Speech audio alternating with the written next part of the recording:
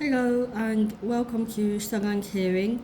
Today we're going to talk about how to clean the custom rechargeable hearing aids from Starkey. I believe this design would apply with the Livio, Evolve and Edge range. You typically have a gold-plated magnetic contact on the hearing aid, and that links up with similar on the charger itself. So daily you want to give the hearing aids a once over, just like so. So all I'm using here is a cloth or those kitchen towels, that's what I'm using. And that should be enough to get rid of any moisture or wax or hair creams or lotions on the hearing aid. The kitchen towel I'm using in this case is dry. I'm not using any moisture, it's completely dry. And within the actual charger, they usually put a nice little slot that has a brush. And this brush is quite useful for cleaning out the filter, which is the white ring just there. So if you got any wax settled within, you can use the brush to clear that out. And also on the other side as well, you can use a brush to clear that out as well. Here you have the microphones. You don't put anything inside here. However, cleaning those out with a brush as well is useful, because over time, especially over the years, you do start to have layers of maybe dry skin or collecting creams and lotions inside, which can affect the performance of the hearing aid.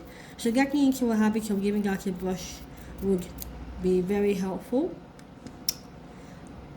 Then here where we have the filter, or just underneath there's a hole, and this hole, it goes across to the other side, just over there, and that's your ventilation hole. This hole varies in size. It depends on your prescription requirements. Sometimes the prescription might require that we have a very large hole to allow ventilation of the ear, or sometimes we can only put a very small hole because you require a lot of power. It's also important to try and keep this clear. I would suggest if you give that a brush every night, you're less likely to have any debris build up inside. If the debris builds up inside, you might find that your own voice quality will change, as one might start to suffer from the effects of occlusion, which is basically like a barrel-like tonality to the voice. You feel like your ears have got your fingers stuck in your ears, whereas initially when you got the hearing aid, you did not have this sensation, and it's all because this hole, which is a ventilation hole, is now blocked. In terms of the filter, I've talked about using a brush to give that a once over. Should you find that this doesn't alter the sound quality, maybe because the wax is fully set inside, then you can go for the Hearclear sticks from Starkey. They come in a blue case with some yellow sticks. There's usually about 8 in total. I've already used a couple.